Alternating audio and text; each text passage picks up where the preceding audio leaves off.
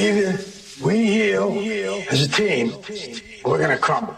Inch by inch, play by play, till we're finished. We're in hell right now, gentlemen. Believe me. And we can stay here, get the shit kicked out of us, or we can fight our way back into the light. We can climb out of hell. 1 inch at a time. You know, when you get old in life, things get taken from you. I mean, that's part of life. But you only learn that when you start losing stuff. You find out life's this game of inches. So is football. Because in either game, life or football, the margin for error is so small. I mean, 1/2 a step too late or too early, and you don't quite make it. 1/2 second too slow, too fast, you don't quite catch it. The inches we need are everywhere around us. They're in every break of the game, every minute, every second. On this team, we fight for that inch. On this team, we tear ourselves and everyone else around us to pieces for that inch. We claw our fingernails for that inch. Because we know when we add up all those inches, that's going to make the fucking difference between winning and losing. Between living and dying. I'll tell you this, in any fight, it's the guy who's willing to die who's going to win that inch. And I know if I'm going to have any life anymore, it's because I'm still willing to fight and die for that inch. Because that's what living is. There's 6 inches in front of your face. Now I can't make you do it. You got to look at the guy next to you. Look into his eyes. Now I think you're going to see a guy who will go that inch with you. You're going to see a guy who will sacrifice himself for this team because he knows when it comes down to it, you're going to do the same for him. That's a team, gentlemen. And either we heal now as a team, or we will die as individuals. Ideas are bulletproof. Welcome to the show, ladies and gentlemen. It is January 27th, 2012. This is another live edition of Down the Rabbit Hole. I am your host, Popeye from FederalJack.com. Today I'm joined by my good friend, retired Marine, fellow veteran, Mr. Ken Hildebrand, who happens to be a host here on the Orion Talk Radio Network. He has a show on Sundays called The Information Nation that runs from 9 p.m. to 11 p.m. EST. So, welcome to the show, Ken. Most of the listeners know who you are. Oh, really? I didn't know anybody knew who I was except you. No, I think everybody knows who Uncle Ken is by now, Ken. Hey, it's great to be here, Popeye, anytime. And as you know, ladies and gentlemen, Ken is a good friend of mine, and he's a fellow veteran. And I respect his opinion immensely, and I like to have Ken come on and rip apart the mainstream news. And that is what the two of us are going to do tonight. We're going to rip apart some video clips for you, and I'm going to show you just exactly, I mean, most of you know about the propaganda that's out there, but I know a lot of you have exposed people you know to my radio show, and because I guess I have a blue-collar way of coming across, sometimes people can relate to it. So I'm going to get into a few things. So if you have anybody that buys into the Fox News crap, I got a special Fox News clip that I'm going to play and rip apart tonight as well. So, Ken, there's a plethora of things we can rip on. Let's get into the first big thing that you brought up before when we were off air, which is a really good point. Obama's birth certificate issue in regards to him being eligible to be on the ballot for 2012. Now, in Georgia, somebody, I guess a guy, I don't know if it's filed a lawsuit or whatever, filed a complaint in court, and I guess, what was it, yesterday? The guy, or 2 days ago, Obama was supposed to show up in court, and he didn't, and the judge ruled that Obama was in contempt of court and all this other stuff, and I guess he ruled against him and pretty much said that he can't be on the ballot, right? That's about what's going on with the story? Well, he hasn't made up his mind yet as to whether he can be on the ballot. He's going to look at all things. But the interesting thing about this, well, Obama didn't show up and neither did his attorney. Basically, they flipped off the judge. The judge, as you can imagine, is a little bit ticked because that's his ground. And what was really interesting about this is, number one, according to a Supreme Court ruling, both your parents have to be American-born in order for you to qualify as an American citizen and run for the office of president, which Barack Obama makes no doubt about that his dad was born in Kenya. That's point number one. But the other things that came up is the fact that they know now that the birth certificate was photoshopped. They also were questioning the fact that how many Social Security numbers does this guy have? So he totally does not qualify to be on the ballot. Now, what the Obama administration turned around and said was, his attorneys, they said, well, it's not a state issue, it's a federal issue because it's a federal election. What the judge in turn came back and said was, look, these elections have to be certified by the Secretary of State. So it's a state-by-state issue. So that kind of shot him down, and I got a feeling this one's going to go places. And they talk about Newt was talking about Marco Rubio for vice president. Rubio doesn't qualify because the same standards hold for vice president. And Newt doesn't qualify either because he's a douche, but that's besides the point. You know how many of them don't qualify, Ken? That's actually a good point. You know what's his name? Romney don't qualify neither because his dad was born in Mexico. So it's a moot point. He should be cut out. It's as simple as that. Everybody loves to say, oh, it's semantics, Ken. Like they try to argue semantics. No, okay? It's black and white. It's as simple as that. He is not eligible to run. Goodbye. Obama, not eligible to run. Goodbye.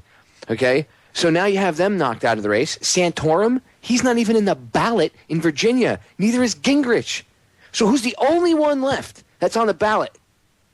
Uncle Ron. Exactly. He's the only one that makes any sense. And I'm not saying he's Superman and he's going to fly in and on January 21st, when I think is when he would become the president. He's not going to land in Washington and the ground's going to shake and everything's going to be fixed overnight. But if you want any change, any real change whatsoever, go with him. I mean, look at it this way. It's either vote for Paul and maybe have a chance at something, or you continue with the same crap that you've been whining about for, years and years and years. You know what I mean, Ken? Oh, yeah. Well, it was interesting. They came out with a study today of the news media, and I know we're going to get into that a little bit more, but how little Ron Paul has been covered by the news media. I mean, virtually nothing. I mean, even, Fox News, Mr. Fair and Balanced, we report, you decide. Well, if you don't report it, we can't decide a damn thing. And even they talked about Romney, they talked about Newt, they talked about Santorum. They never mentioned Ron Paul. Dude, he's like Jon Stewart called him. He's the 13th floor in a hotel. Yeah, you can't find him. Yeah, it's locked off. It's not talked about. It's just not labeled, And for some people that don't understand that comment because it's an older reference. Some hotels now still do it, but hotels are very superstitious and usually don't have a 13th floor because some hotels that have weird stuff has happened on them. Whatever, it's probably the energy you put into it. But anyway, they're just superstitious like that. So a lot of times there's no 13th floor in a hotel room. It'll go right from 12 to 14. They just don't put the number there. So that's what we mean is that it's there, but it's la, la, la, la, la. They label the 13th floor, the 14th floor, and then they just skip a number and continue. So it would be, you would literally be going from floor to floor, but you'd be going from the 12th to the 14th. Well, Ron is that 13th floor. He's right there in front of them. Everybody in the country, it could be a 90% vote for Ron Paul, and I guarantee you they'll be like, no, he didn't win. He could get everybody, the whole country, even the mainstream media press. The prostitutes, they could vote for him, and they'd be like, they'd report, nah, he didn't win. I mean, that's the way it is. Done. But you know what he does? Do you know what he does, Ken, right? Having him not only interject real issues, but say we keep interjecting these real issues and we're waking more and more people up, more and more people are coming out of their sleep, as it were. Now, if say he gets, let's say he gets the Republican nomination, and he goes up against Obama, and somehow Obama kills him, like slaughters him in votes. It's a fix. If it's too close, they'll be able to switch it. But I don't think it would be like that. I think Ron Paul would. I don't think it'd be that tight of a race. I think if everybody understood the message of just basic freedom, they'd get it. But some people are helpless and would rather be led around by their noses and told what to do, ladies and gentlemen. And that's just the plain truth. And those are some of the idiots that have access to voting booths. All right, we're going to break. Ken and I will be right back, crapping all over the mainstream media tonight. So stay tuned, ladies and gentlemen. More to come in 3 minutes. Ladies and gentlemen, it may seem daunting, this task we have ahead of us. But over 230 years ago, people with a lot less of a technological advantage stood up to a tyranny just as great and said no. And I think it's time that everybody did the same. And if everybody did the same, there would be no need for violence. They want you to do something violent so they can throw you into one of their little death camps, their little gulags, and lock you up and, perform experiments on you, torture you. You'll be an enemy combatant. You won't be considered a United States citizen. They want kind of you like to being act in the up. military. Well, yeah, it's when you're in the military, you're pretty much a slave, and if you screw up, you're done. And if you think I'm lying, Ken will tell you it's the same. There's plenty of guys that rot in military prisons for doing the right thing. Look at that video I played, the clips I played from the movie about PFC John Needham. He didn't want to take part in evil, sick things, and they locked him up and tortured him by his own command. And that kind of stuff happens. And that's this evil. It's permeating all throughout everything. And I think it's time to stand up. There's no reason to not have courage. The only thing to fear is fear itself. It's a ridiculous nothing. It's like, do you ever see the movie, the hell was the name of that movie? Never Ending Story. And they were being chased by the nothing. Well, really, that's what this is. It's nothing. They don't have the power. We have the power. That's what a lot of people fail to realize, and again, the best visual I could give you is if the end of the Matrix, when Trinity says to him, now get up, and he wakes up and he looks and he sees everything in code, and Agent Smith and the other two douchebags, they just raise their guns because, again, that's what they have, is just their thuggery, their fear, and they shoot at him. And what does he do? He stands his ground and raises his hand and he says, no. He makes that conscious decision. No, I will not take it anymore. No, I will not sit idly by while you rape my country, the citizens, and what's left of the Constitution, and about 3/4 of it is in the friggin' shredder. Well, all of this stuff that they're doing right now is from fear. And the biggest thing that they fear more than anything else is the internet.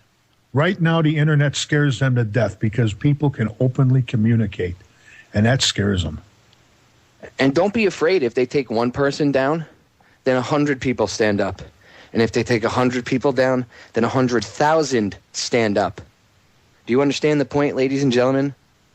You do not give in. It is their fear. They are projecting it on you. They want you to be afraid because in reality, they fear you. They fear you being awake and enlightened and on the same playing field. Okay? And their idea of this quest, this order of the quest, which all these different secret societies are a part of. And I suggest you go read Manly P. Hall's work to understand what I'm talking about. In fact, I plan on doing a show and a special podcast for the Intel Hub about Manly P. Hall coming up. So stay tuned for that. But the order of the quest is very old, thousands of years, thousands and thousands of years. And it was this idea of turning the United States, where we live now, into this new Atlantis, this country of enlightened individuals. There wouldn't be any war or anything like that because you'd be evolved beyond that. And this original grand idea, thought of by people like Plato, it's been twisted and perverted. And, of course, George Washington even said that the Freemasons had been infiltrated and taken over by people that he called the Jacobites, the Illuminati. Now, this is all history, mainstream history. You can go look it up, a lot of what I just told you, right in the Library of Congress. You can pull Washington's diary and read it. That's why the subject of Freemasonry, by the way, it's a little muddy and murky when people talk about it and they say, well, my uncle's a Mason and blah, blah, blah. It's a secret society inside of a secret society, this cabal. It's an elite group inside, it's an elite secret cabal inside of the Freemasons, which is by definition a secret society. So what better place to hide, ladies and gentlemen? So before you try to explain to somebody what's going on, you must educate yourself. It is like going into battle as a Marine without your damn armor and your weapon. I would never dream of going into a firefight with rocks in my hand. I wouldn't win. Maybe if I had 100,000 people with rocks and there was maybe 50 guys with guns. But if I'm going to go into an all-out, slugfest, slinging lead, then I have to be armed. Okay? And in this case, the ammunition is information and knowledge. Because that can stop this coming war that these morons want to start. It's just this elitist group that are playing everybody like a fiddle. And you have people that play right into it. When you say that someone's a New World Order stooge, some people might get confused and, well, Jesus, but is everybody on the take? They all worship the devil and they all do this and take part in sacrifices. And no. But what happens is you have people that are willing to sell their soul. So not every one of them is involved in it. But there are people that are willing to allow themselves to be involved in it and allow themselves to be puppets because they themselves are control freaks and want that power. And that's a sign of weakness on the inside, because a real man doesn't want to control another man. A real man doesn't want to control a woman or control kids. A real man doesn't hit women or hit kids or, go smack around other men. That's not a real man. A real man is secure within himself. And our country is acting like the insecure bully right now because we're letting the insecure bullies run it. And the only way we're going to take it back is if everybody stops taking the bully's shit. I mean, to put it in layman's terms, that's the easiest way I can explain it to you. How do you stop a bully from picking on you in school? Usually, if you kick the bully's ass, he leaves you alone from there on out. And a lot of times, he respects you for it. Sometimes you don't even have to get to that level. A lot of times, I've seen bullies back off because the kid stands up for himself the first time, and they're like, holy crap, I could get my butt kicked. So they back off. They're operating in the fear frequency, ladies and gentlemen, and they want all of us to be there too. That's what all this is about. And that's why I decided to give this, segment the time that I've allotted to. I decided to give it up and use it to discuss this topic really quick before we go on any further with the show tonight, because it's important that you remember that. It's important that no matter how much bad information I give out and harp on things and rip clips apart or make fun of the mainstream media, that at least for 10 minutes I give you some semblance of hope and some sort of solution, or else I have not done my job. So my whole goal tonight is to instill in you that you should not be afraid. Do not buy into the fear. You are more powerful than you could ever imagine. You, the listener, the people that hear this, are going to be the ones that stand up and win this. You guys are Neo. That's where I try to come across with all this stuff. I'm not the one. I'm not special. No other radio host is. None of us are. You have to look at us like we're Morpheus, ladies and gentlemen. You are Neo. You are all the one. Time to stand up and kick the New World Order's ass any way we possibly can. We're going to break, ladies and gentlemen. When we come back, the mainstream media is going to get its ass torn apart. Stand by. Ladies and gentlemen, we are back. Make sure you tune in this Sunday for my show from 5 to 7.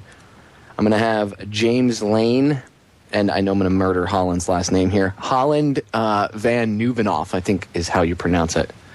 I'll have to ask him. I'm not a little rusty on pronouncing Dutch names. It's been a while.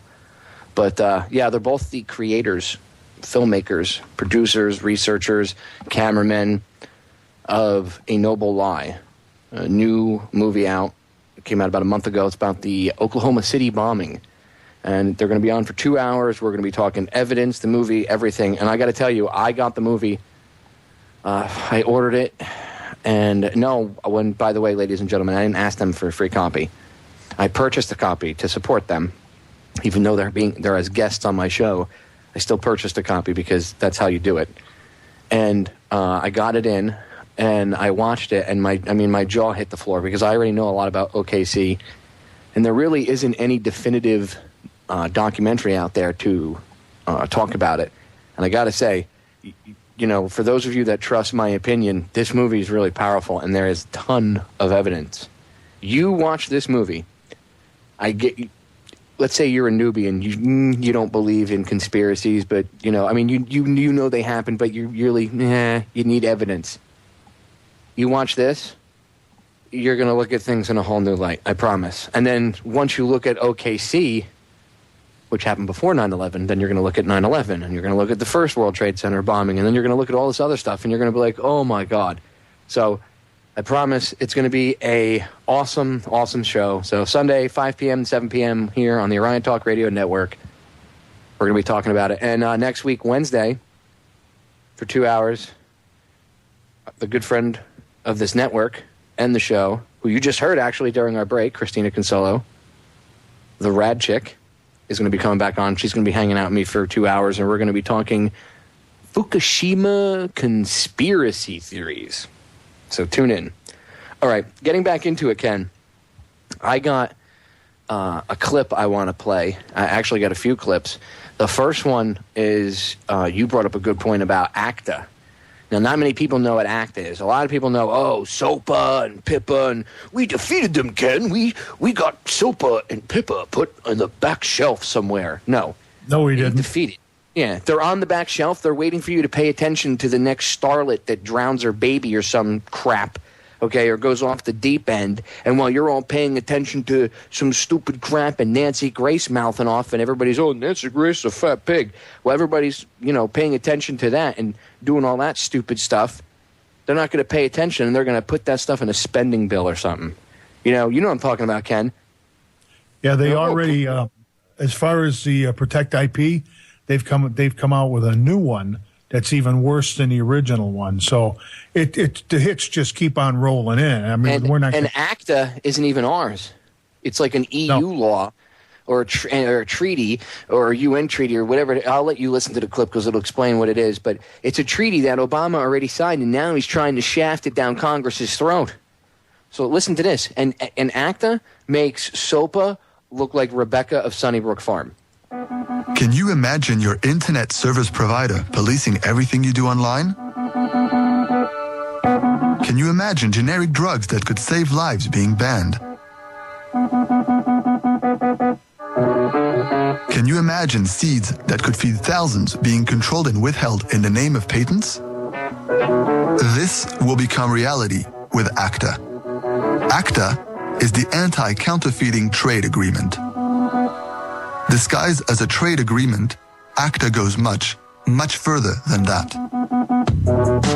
For the past 3 years, ACTA has been negotiated in secret by 39 countries. But the negotiators are not democratically elected representatives. They don't represent us, but they are deciding laws behind our backs. Bypassing our democratic processes, they impose new criminal sanctions to stop online file sharing.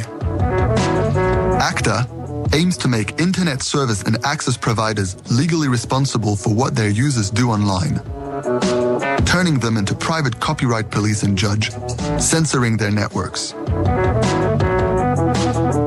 The chilling effects on free speech would be terrible. In the name of patents, ACTA would give large corporations the power to stop generic drugs before they reach the people who need them, and to stop the use of certain seeds for crops. The European Parliament will soon vote on ACTA. This vote will be the occasion to say no, once and for all, to this dangerous treaty. Now, As although citizens- this is already too late because they already passed it, because this was October 27th, 2011. So, there's only a few seconds left in the video, and the rest of it is obviously talking about, how to stop it and everything, which they didn't. And then Obama signed it. I think it was November of 2011. So now he's trying to tell Congress, you must ratify it. Just like, remember, I've told you about Admiralty law and the law of the sea. He signed You it know on what- October 1st. October 1st? October 1st, 2011. There you go. I was close. It's in the fall.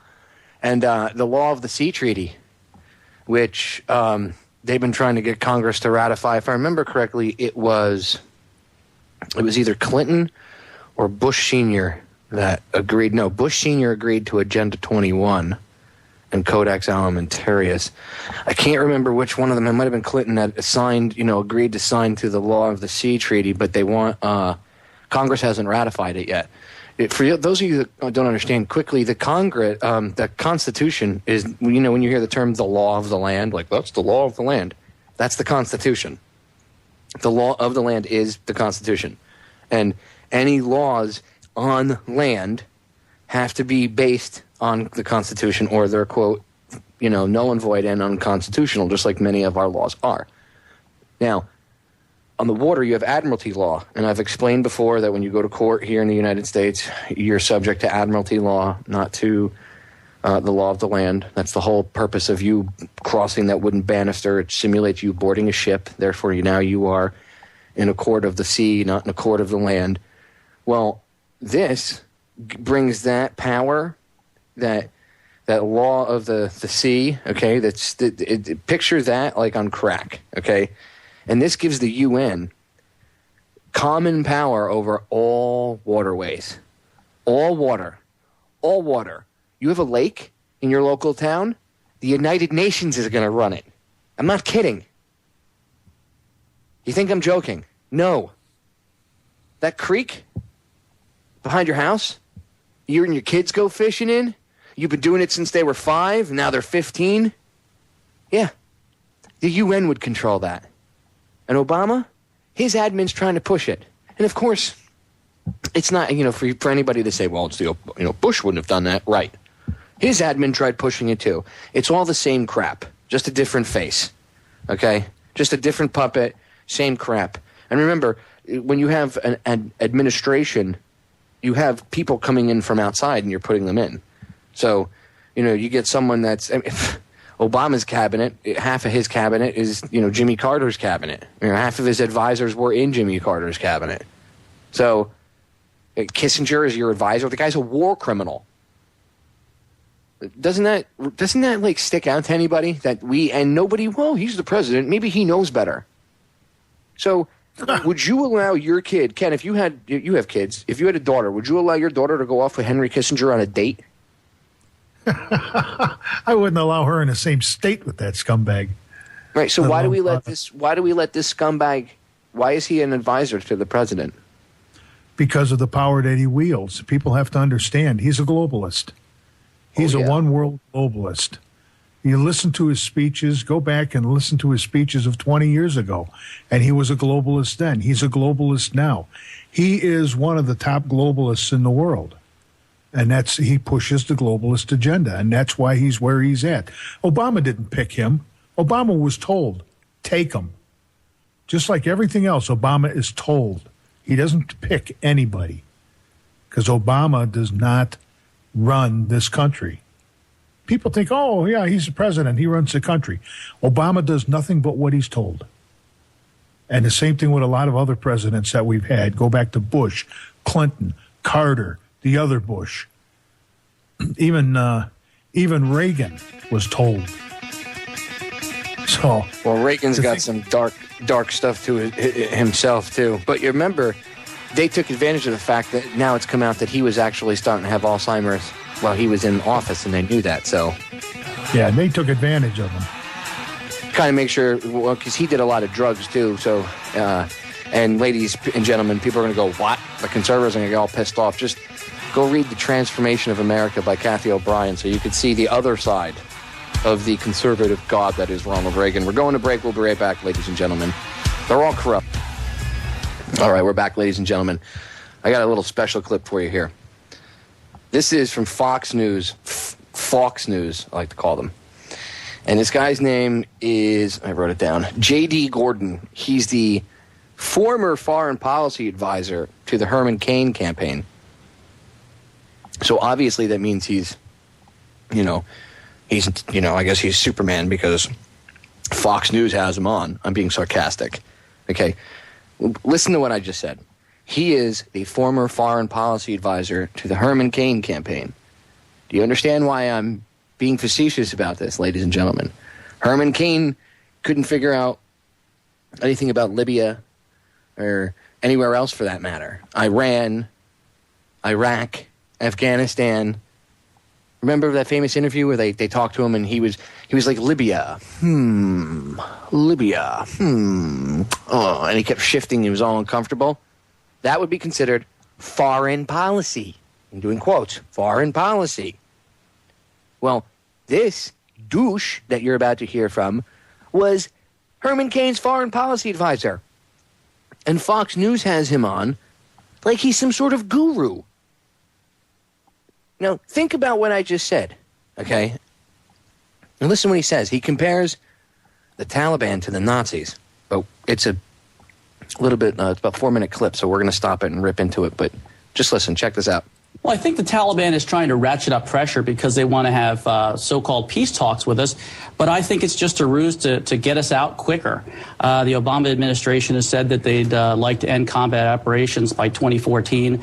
And so they're talking to the Taliban now. And in fact, they've been talking to the Taliban about potentially releasing 3 senior Taliban leaders from Guantanamo. One former Army chief of staff, a former governor, and a former deputy intelligence minister for the Taliban. So I think the Taliban is trying to put as much pressure as they can on the U.S. and the international forces to get us out so they can take power again. It's going to seem very counterintuitive, I think, to a lot of our viewers who are probably listening to this and watching events in Afghanistan, thinking, wait, the Taliban are still trying to kill us on pretty much a daily, if not hourly basis, and now we're going to talk to the Taliban. You see that programming, Ken? Now you're a combat veteran. You see the programming, what they're pushing. They're saying there is no political way to talk with anybody. We've been at war 10 years, and we're going to have to be. It's like we're going to have to be there another 20 until we kill everybody, and we can't. We're not going to win. Reminds me of the peace talks in Paris. They had all these peace talks and everything in Paris going on. In the meantime, guys were dying over in Vietnam. This is so political, and it is so much a farce. I remember when Obama was candidate, Obama saying, well, I'll talk to Ahmadinejad. Now look what he's doing with Iran. He's not talking. Of course. No, he's trying. They're trying to start World War freaking III. And they went over to Libya, no-fly zone. And they shot how many missiles in there? They shot like 70 of them at one night. Yeah, but still. But it's still a no-fly zone. Of course, when you blow up a tank, it will fly through the air. So I guess if a kinetic, according to the government, a kinetic action is a kinetic action, Ken. So, it's kinetic action, right? So, it's kinetic action. Is that what you get? Is that what you get when you go into the bedroom? What, Mama? A little kinetic action? That's what we got. Kinetic action. And now moving action, like kinetic energy. So like moving action, like. Hello, who came up with that? Well, that's like military intelligence. Yeah, that's a contradiction in terms. Yeah, two words that don't belong together in the same sentence. Oy. Yeah, that's like expressway or rush hour. You just military intelligence. It's exactly, dude. There's something so wrong with those words together. You should see the. I'll drop the video in the chat room for people, but you can see it on my YouTube channel. It's titled "Epic Media Fail: Fox News Compares the Taliban to the Nazis." But they got this guy. He's just shy of wearing a bow tie. I mean, he's got like the Elvis hairdo with the black framed glasses, square lenses, and he's just a total neocon douche. And of course, they get this other guy, because he's an expert on foreign policy, apparently. Where's the logic in that? I don't really think there's a lot of logic other than the administration's desire to get out of Afghanistan as quickly as possible, which I could understand. We've been there, since just after 9/11, a month after we went into Afghanistan. But I think negotiating with the Taliban is a mistake because, number one, they're terrorists. And so the Taliban are terrorists because you're in their country, okay? We invaded their country, and we're bombing and killing their women and children, and they're the terrorists because they kill our troops. Military intelligence. Right? Yeah. It's such propaganda, dude. It's disgusting. And I think talking to the Taliban is the wrong thing. Maybe this guy doesn't know anything about history. Maybe he hasn't read anything about anybody else's little adventures into, that part of Asia. But everybody else that's gone into Afghanistan, things didn't work out for them either. So I don't know why it's so hard to figure out. As a expert in the area of foreign policy myself, let me explain a little something about how the military works. The military goes in and kills people.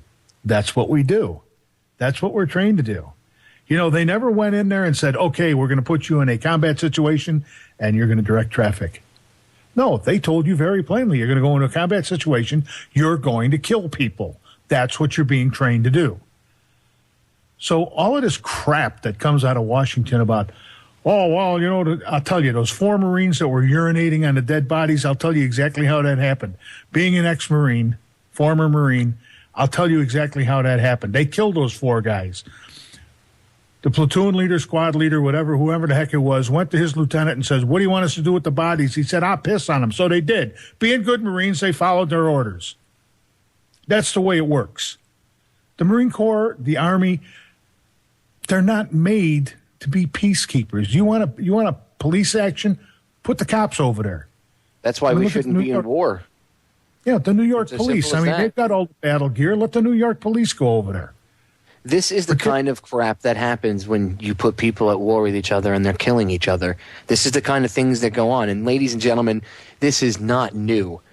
For anybody that thinks that this stuff is brand new, I urge you to go read history, and do some in-depth research about battles and armies, even, hundreds if not thousands of years ago, and see what they used to do to collect trophies of the battle.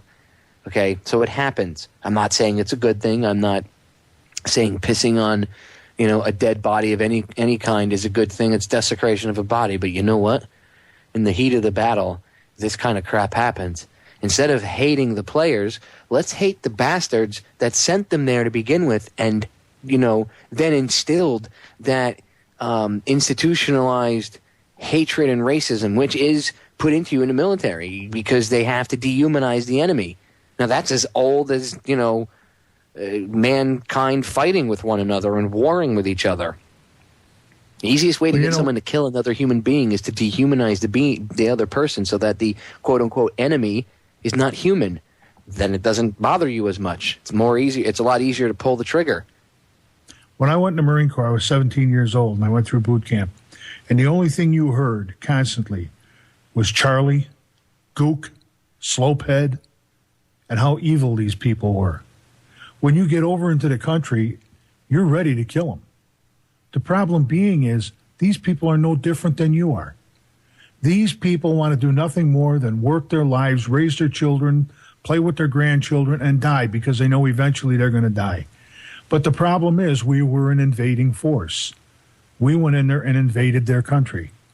For some political yo-yo in Washington and his elite friends. Exactly. What would you do? What would you do if the Chinese invaded the United States of America? Would you acquiesce and go to camp? No. I know where I'd be. If they invaded Washington, I'd leave them there. No, well, I'd be in the. Just I'd be in Washington's with not my a state rifle. anyhow. I'm not talking the state of Washington. Washington, D.C., it's not a state. It's like a little territory inside the country. So we can let them invade Washington. Then we can surround that and just tell them, as long as you don't come out of there, you're fine. Yeah, and it means nothing to us. It's crap. Yeah, you can By the have way, it. That's the nation's garbage dump. Well, we have all your politicians. Well, keep them. Yes, We will please keep execute them. every one of them. Well, do whatever you're going to do, man. I mean, You need a couple of bucks or something to buy some ammunition? I mean, hey. take them. We don't want them. Just give us Ron Paul back. Yeah, we don't like him. Yeah, take it. We'll take Ron Paul. The rest of them you can have. Yeah, we'll negotiate for him and Rand and a couple others, but the rest of them you can just go ahead and do what you want. We raped Nancy Pelosi. No, I don't And? even think they'll do that. I don't. Well, I you never don't know. think They do a lot of strange stuff when they're. I think it's the other way around. I think Nancy Pelosi would be doing that to the soldiers. She's probably well hung. Way more hung than they would be. All right, ladies and gentlemen, Ken and I have gone down that route.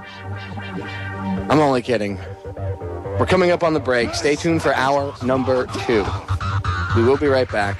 Yes, there was a little humor at the end of hour 1. We needed it. Wanted to lighten up the mood a little bit. Stay tuned. Hour number 2. More with tearing into this Fox News clip and other things with my buddy Ken Hildebrand. So stay tuned. Ladies and gentlemen, we are back with hour number 2 of tonight's edition of Down the Rabbit Hole. It is January 27th, 2012. Make sure you go and check out TuneIn. It's an app for smartphones. And I got to tell you, I've been using it on my Android, and you can listen to not only local radio stations, but if a alternative station that you listen to happens to be on their site and they happen to be pulling the stream from it, you'll be able to hear it. Listen to it in your car. You open up the app, brings up the stream, plays clear, nice and loud. I've listened to it multiple times. I've listened to Joe's show while I was food shopping a couple times. During the day, I've listened to John Stokes' show. It's really cool. So go to TuneIn. I think you just Google TuneIn, or if you have your phone, just go to your app store, look up TuneIn, download it. It's free, and then look up the Orion Talk Radio Network and save it to your favorites, and boom, you have us at a finger's touch whenever you want. So I thought I'd share that with people. That way, if you have to leave the house and go shopping or do an errand, you don't have to leave your favorite radio station. You can take us with you on the road. All right, so let's get back into it. I was tearing this Fox News clip apart with this guy, J.D. Gordon, the former policy advisor to Herman Cain, which should tell you all you need to know. And Fox News brings this douchebag on, and they're trying to convince the person, or people, I should say, watching, the viewers, that war is correct and more war is great. There should be no talks with the Taliban. The Taliban are terrorists, and eventually he's going to compare them to the Nazis because they want you to think that this is a justified fight. They want you to have that mentality of 10 years, endless war. The economy's in the tubes because of this endless war. Just so you know. Number 2, they're a lot like the Nazis. Instead of being supremacists for race, though, they're supremacists for their tribe and supremacists for their religion. And so, if somebody was coming into your country and was trying to wipe out you and all of your people, and you felt they were trying to wipe out your religion, and they were killing your women and children, you're a terrorist for defending yourself against an invading army. So by that logic, if the Chinese invaded tomorrow and were killing your sisters, your brothers, your mom, your babies, your sons and your daughters, you're a terrorist if you fight back. You just have to stay there, get shot in the face, and die. You know what I find is funny? They keep on going after the Taliban and Afghanistan and all of this. Weren't the 9/11 supposed terrorists, weren't they from Saudi Arabia? Yeah, supposedly. And so why are we in Afghanistan? Half the a world away. Taliban aren't terrorists. They were a ruling regime. And you hear him, well, they just want to get back in the power. It's their country. It's not your country. You don't own Afghanistan.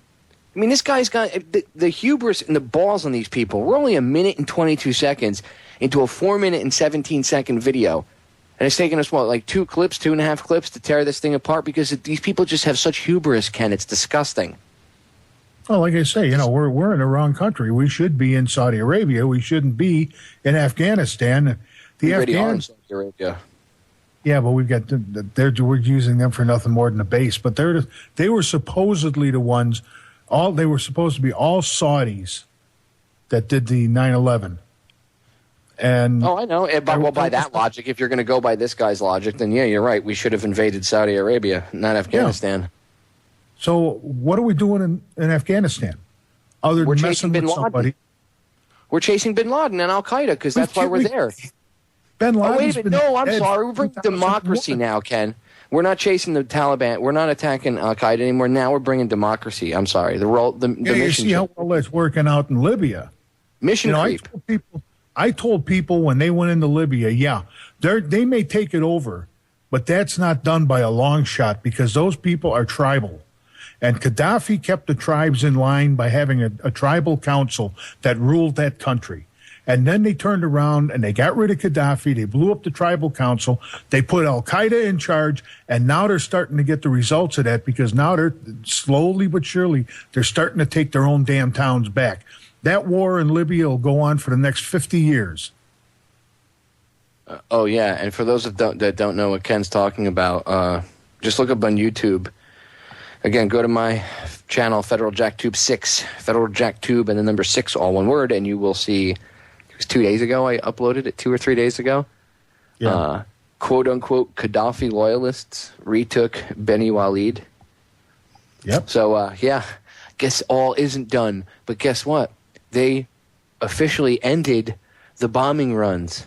So do you think maybe the opposition was smart enough to quote-unquote give up publicly to allow the NATO bombardment to stop? Because without those NATO planes, these quote-unquote rebels, they wouldn't have won. Well, the thing that's reports coming out of there too now is that these so-called rebels that took over Libya, they're butchering people there. I don't see us jumping in the middle of that. The only reason they were doing that before the war was even over. Susan Lindauer came on and she talked about that. Plus, I actually created. I consulted with somebody, and myself and somebody else created. I don't want to just take all the credit because there was other people involved. But we created another website just specifically for those videos where they were beheading people and stuff like that. I mean, they had one guy, they hung him out upside down and sawed his head off in front of like 300 or 400, cheering morons. And I made that page on Federal Jack with all the pictures of the war crimes and the videos and everything else. And the site we made actually got attacked for a month straight, and it took almost the entire month to bring it down. And then when they brought it down, they destroyed it, and we literally rebuilt it within like a week. And then now it's been up ever since. It's even stronger. It's called Obama's Libya. Many people don't even know that we just kind of did that and threw it out there so people can see what it is. It's ObamasLibya.com, if I remember correctly. But it's a shame in this country. It's been going on for a while, Ken. Yeah, well, it's a shame that in this country we have to get the truth from RT and Al Jazeera. That's pathetic. That's pathetic for this country. Our news media in this country should have their First Amendment protections taken away because they just give us the one side. They don't give us the whole thing. They don't analyze anything. They don't look at what's going on. They don't look at the structure of a country and their government to see what in the hell is going to happen next. They just play the damn party line. They keep on going with the party line. They're no better than when the Soviet Union had Pravda. That was the official news media of the Communist Party. And that's all we've got now. ABC, NBC, CBS, PMS, NBC, Chicken Noodle News. What are they? They're nothing more than a mouthpiece for the party. Tote the party line. you got to go somewhere else to get news. We got to get it from Russia TV, or we got to get it from Al Jazeera, or we've got to get it from people who have gone to that country and shot video there and came back to say nobody will put it up. But this is what's going on. Those people didn't know what the hell was going on when they were getting bombed. They couldn't understand why they were getting bombed. I did a whole show on it. And I said then, and I'll say it, that is not over by a long shot, because those tribal leaders are not going to give up their power. We should start holding politicians that, said nothing and stood idly by while this happened.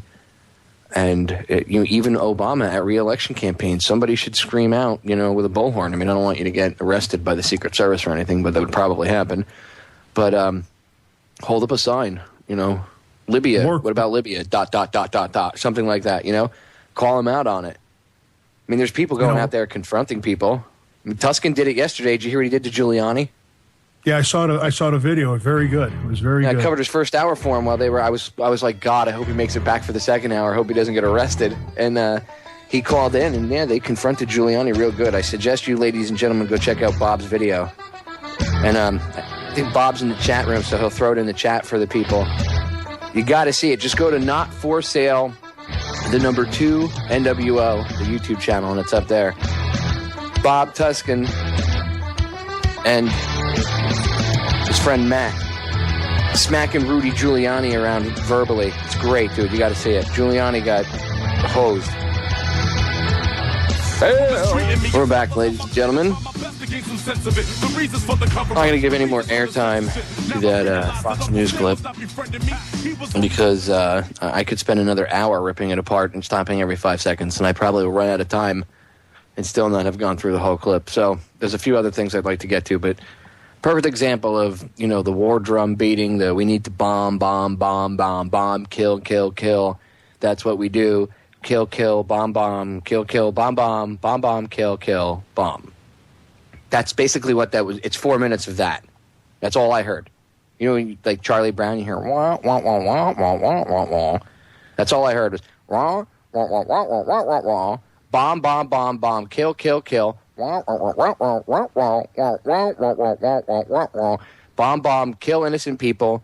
Bomb little children. Kill, kill, kill. Death, death, death. Kill, kill, kill. Kill, kill, death. That was that whole clip. So I'm not even going to give any more airtime. But I do want to touch on this really quick.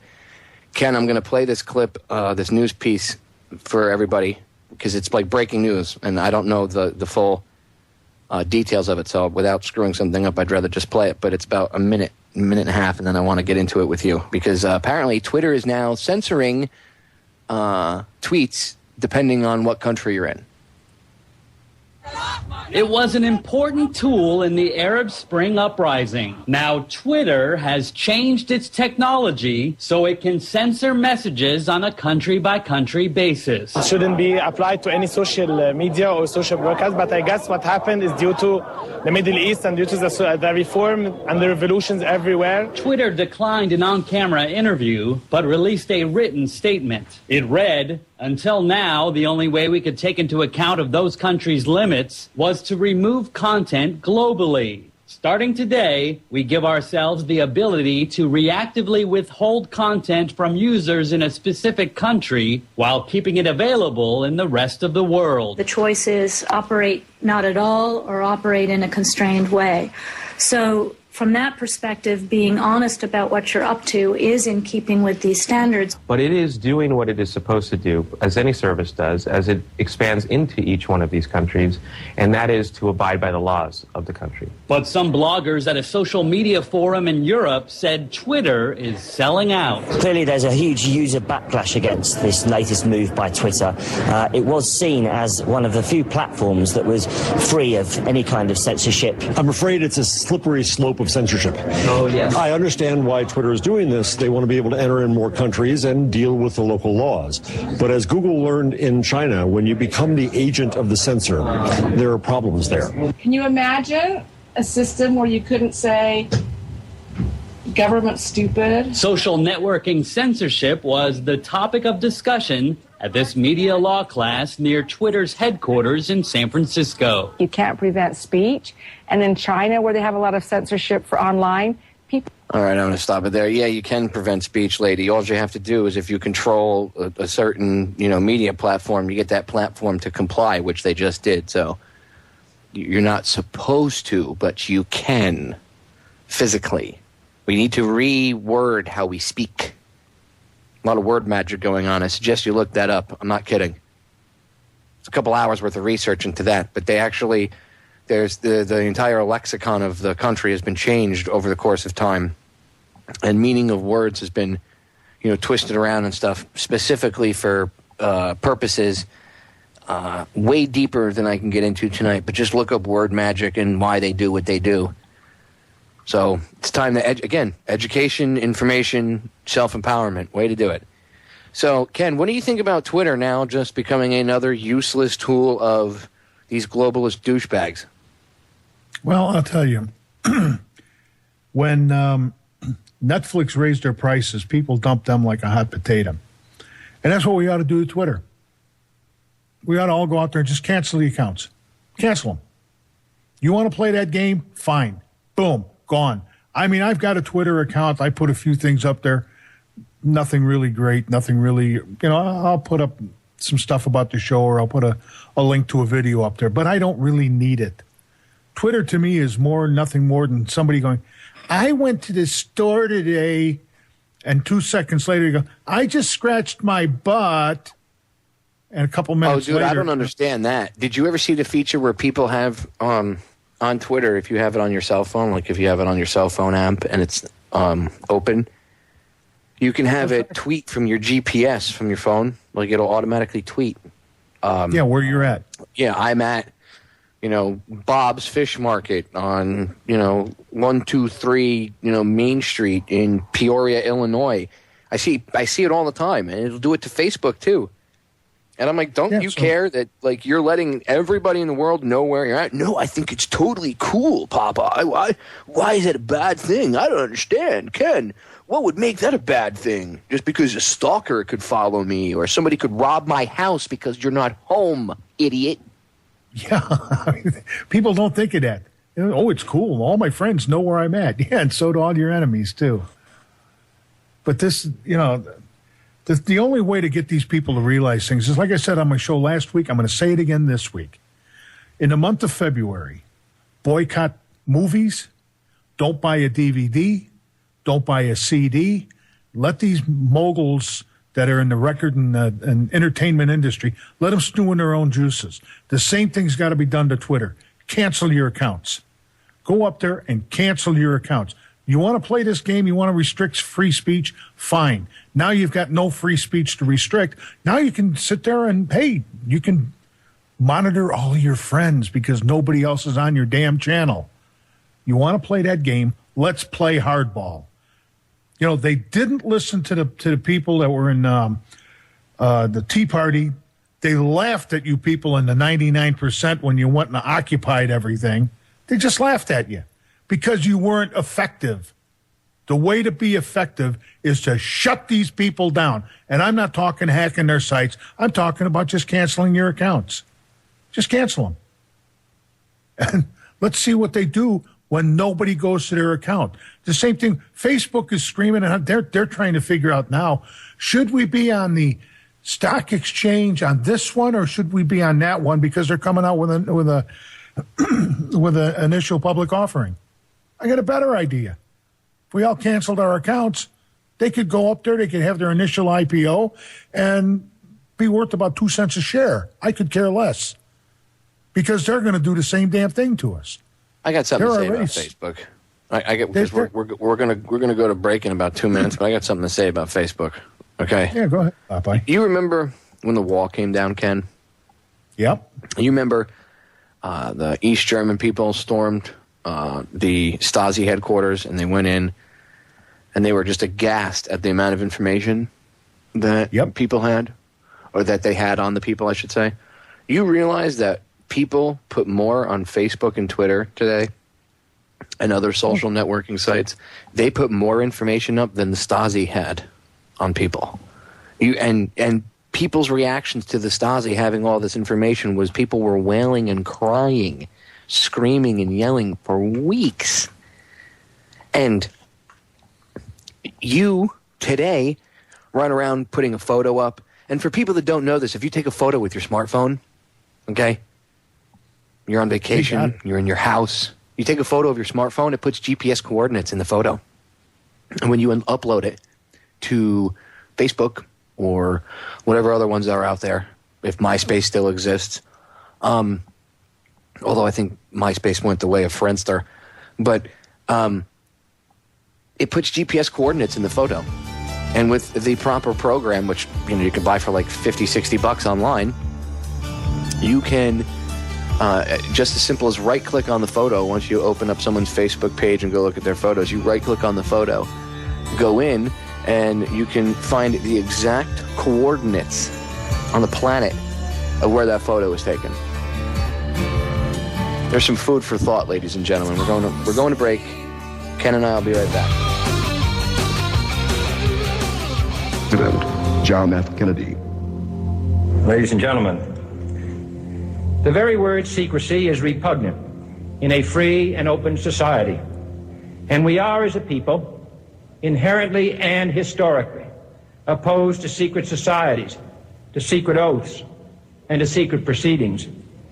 We decided long ago that the dangers of excessive and unwarranted concealment of pertinent facts far outweighed the dangers which are cited to justify it. Even today, there is little value in opposing the threat of a closed society by imitating its arbitrary restrictions. Even today, there is little value in ensuring the survival of our nation if our traditions do not survive with it. And there is very grave danger that an announced need for increased security will be seized upon by those anxious to expand its meaning to the very limits of official censorship and concealment. That I do not intend to permit to the extent that it's in my control. And no official of my administration, whether his rank is high or low, civilian or military, should interpret my words here tonight as an excuse to censor the news, to stifle dissent, to cover up our mistakes, or to withhold from the press and the public the facts they deserve to know. For we are opposed around the world by a monolithic and ruthless conspiracy that relies primarily on covert means for expanding its sphere of influence, on infiltration instead of invasion, on subversion instead of elections, on intimidation instead of free choice, on guerrillas by night instead of armies by day.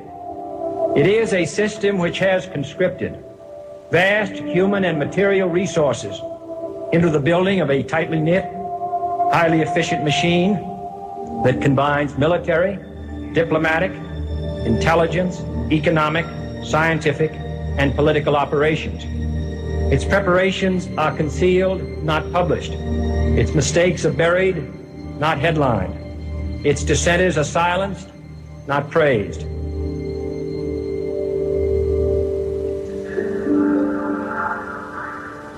Dissenters are silent, not praised. No expenditure is questioned, no rumor is printed, no secret is revealed. No president should fear public scrutiny of his program, for from that scrutiny comes understanding, and from that understanding comes support or opposition, and both are necessary. I am not asking your newspapers to support an administration, but I am asking your help in the tremendous task of informing and alerting the American people. For I have complete confidence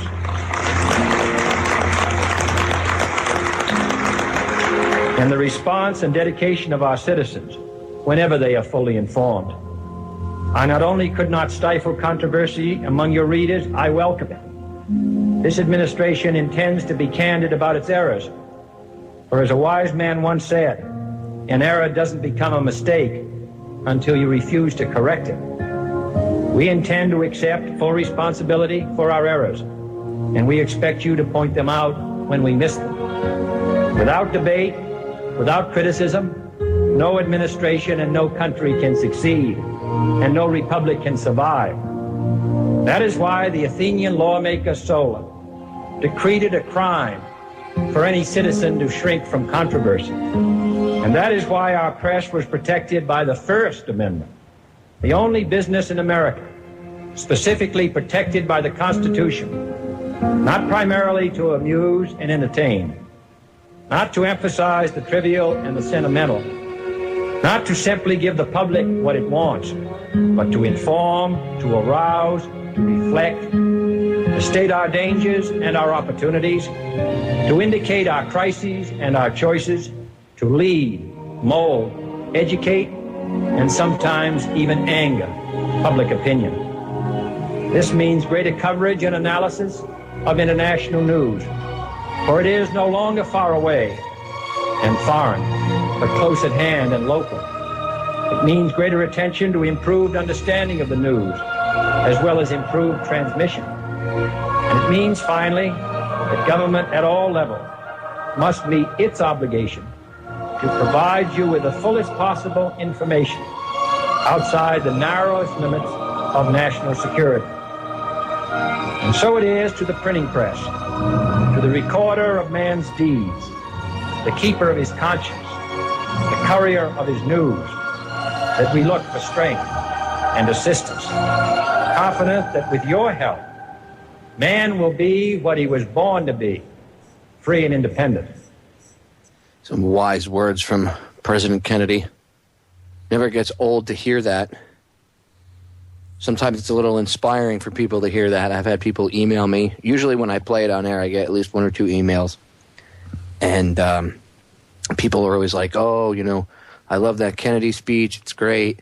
Thank you so much. You know, it gave me, you know, chills, or, you know, it brought like a tear to my eye. A lot of times it inspires people, so I like to play it from time to time. People, I know Kennedy wasn't a saint, but I believe from what I've researched over many years that Kennedy, later in his life and as he was progressing, especially after the Bay of Pigs fiasco and the whole Mary Meyer incident, where he had an affair with Mary Meyer, Cord Meyer, who was involved with his assassination. It was his wife, and she was into psychedelic drugs, and there's some evidence to show that she might have helped him maybe open his third eye or whatever, as it were, kind of opened him up to a new train of thought anyway, at the very least. And plus the Bay of Pigs fiasco and things operating, you know, outside of his control, he really felt he was the president, and the buck stopped with him. So they thought he could be controlled. Jack wouldn't be controlled, so they blew his head completely off. It's as simple as that. There's many different things that went into it. There's many different facets. The Kennedy assassination is a huge spider web, but to simplify it, he wouldn't play ball. And Bill Hicks said this, and it's funny because Judith Baker has said it in the couple interviews I've had with her, that when they get a new president, ever since Kennedy, they must bring the guy into an office, quiet room, film screening room somewhere, and they turn the lights off, and a never-before-seen angle of the Kennedy assassination comes up. And it plays out, and then the lights come up, and over the loudspeaker it says, "Any questions?" And he says, "Nope." And he gets the point. You know, play ball, you're going to be like Jack. Now, again, Kennedy wasn't perfect, his family wasn't perfect, but I think he was much better than his father. His father was a dirtbag. And yes, his father kind of liked the Nazis. So, but that's an altogether different thing. The point is, I hope it inspires you to get up and do something, you know. Tuscan going out and, you know, verbally, you know, schooling Giuliani, you know, and getting thrown out, and then his friend Matt standing up and doing the same thing. I hope their actions push you to do things like that. Start a website, get out and physically give out DVDs, you know, do a confrontation if you can. Make a YouTube channel.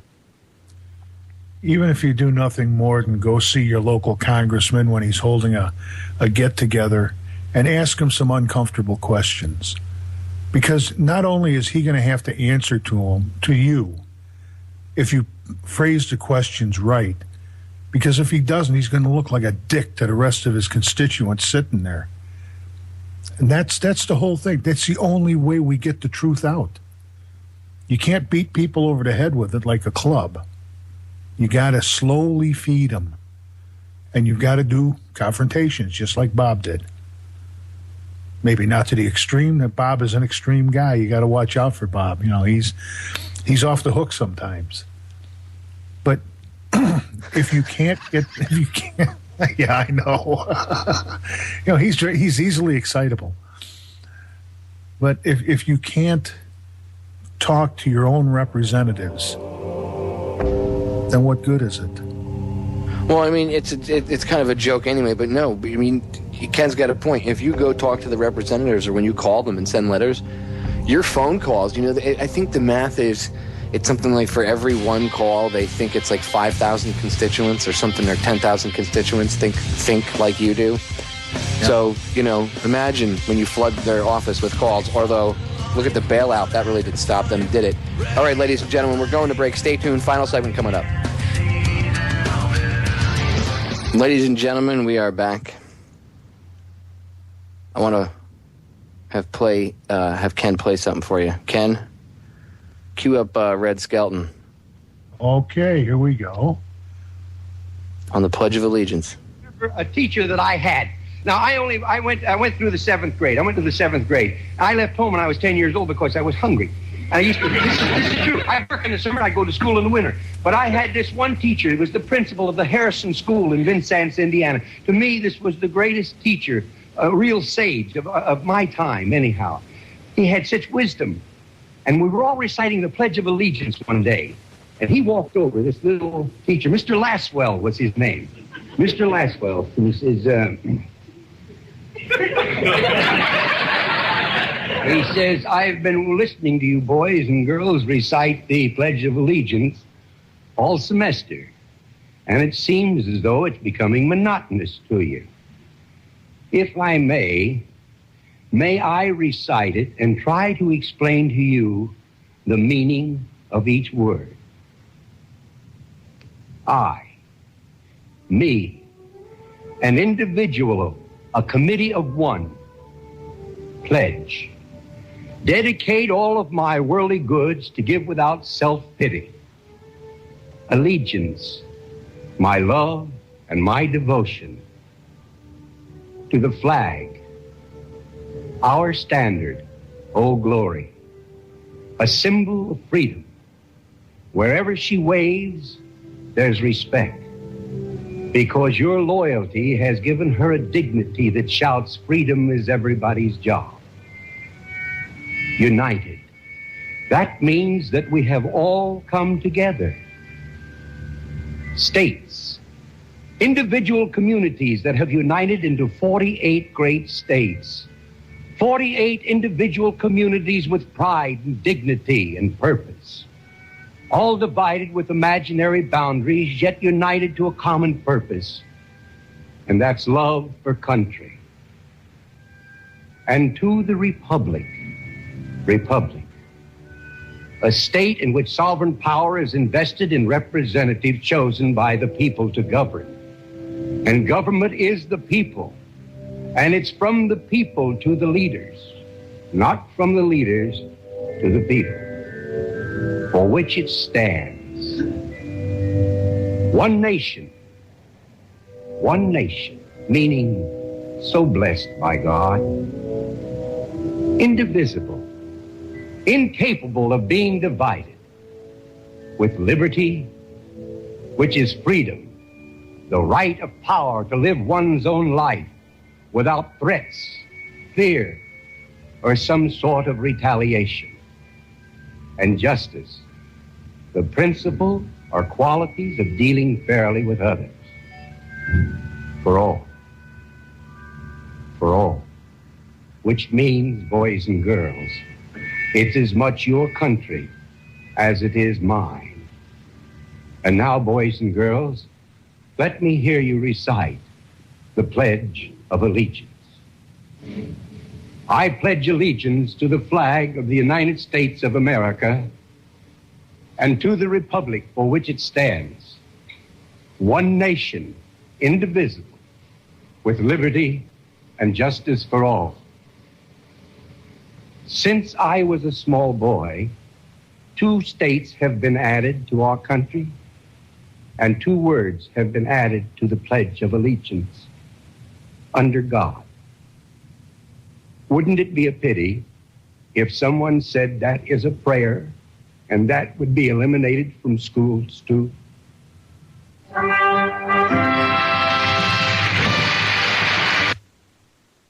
Yeah, and do you even let them, or hear them, I should say this, the Pledge of Allegiance anymore in schools? Or is it the pledge to a global government now?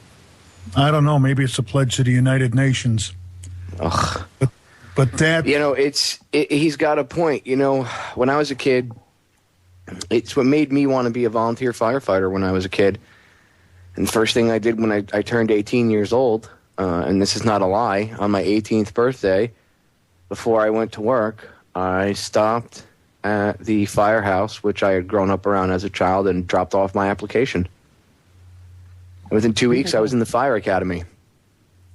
People don't realize what they have taken away from us over the years.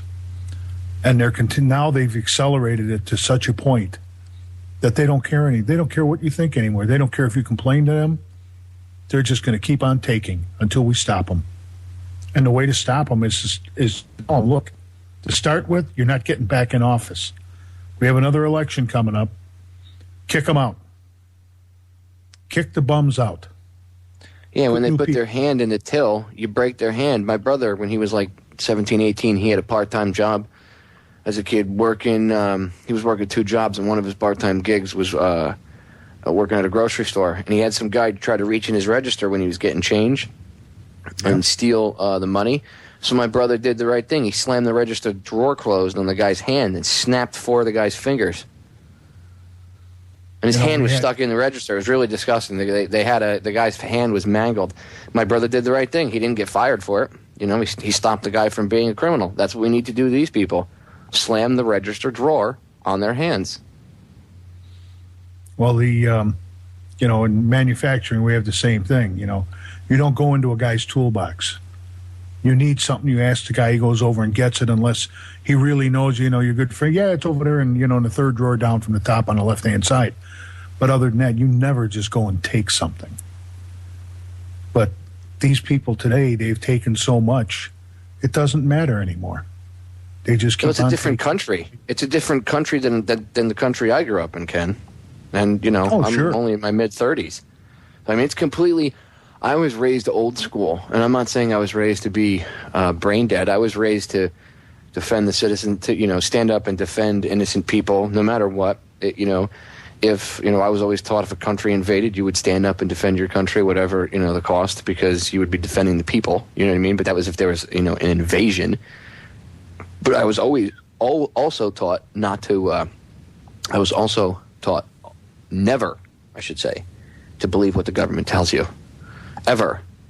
I was 17, and on my truck I had a sticker that said, "Don't steal, the government hates competition." The next time I ever saw that sticker was on Ron Paul's desk, and I was like, I like him.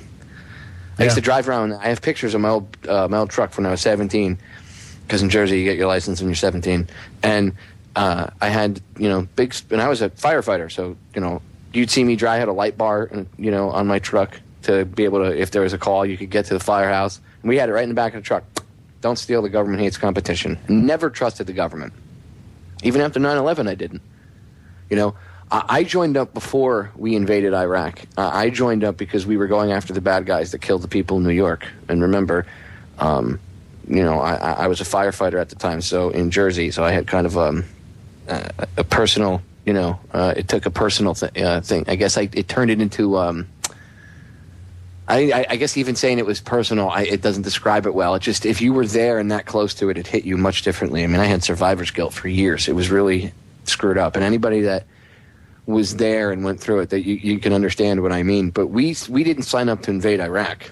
But I kind of had a feeling that it might happen, and there was a lot of people that had a feeling that it was going to happen. And it was not cool because there was a lot of people that, you don't want to, you're getting sent over there. So you don't go over there. The people that went over there, not all of them went over there they didn't go over there to fight for, the country and freeing, we're freeing Iraqi people. Most of them don't even buy into that. Half of them don't buy that crap. They're just fighting for their friends because they want to make sure they know that they're all going over there. They don't have a say in it. So the only thing that they can do, the only sort of control they have over the situation is to try to make sure that all of their friends and themselves make it back in one piece. And that's what they fight for. Yeah, that's all anybody ever fights for. You're really not fighting an enemy. You're fighting... You're basically trying to keep each other alive to get through it and get home. Exactly. And it's BS. We shouldn't be putting our boys and girls in this situation, Ken. And it's really beginning not even beginning. It's already begun a long time ago. And it's just, it's like a thorn, not even a thorn in my side. Every time I think about it, it's like getting knifed in the rib cage because I feel so bad for just every person that went over there because I know what they went through. I understand on a different level what they went through, you know what I mean? And I know what challenges they face when they come home and deal with the freaking government. And, I know how it feels to be all pumped up like you're part of a team and you're something special and then be kicked to the curb the very next day like you're not cared about. It's a very sobering experience, right, Ken? They got a wall in Washington, D.C. with over 58,000 names on it from the Vietnam War, and I've never been there. One of these days I might work up enough nerve to go, but I've never been there. Oh, and unfortunately, Ken, neither you nor any of your brothers or sisters should ever have been sent to that horrible war. And none of the listeners to this program that are vets should have been sent to that war. Nobody should have been sent to Iraq and Afghanistan, and it's time to bring our troops home. If you really support the troops, ladies and gentlemen, don't send them, treats or a brownie. Don't buy a friggin' yellow ribbon and don't tie it around the old oak tree. If you support the goddamn troops, end the effing wars and bring them home. End of story. Thank you for listening this evening, Ken. As always, my brother, thank you for hanging out. It's been a pleasure. Semper Fi, ladies and gentlemen. We are out.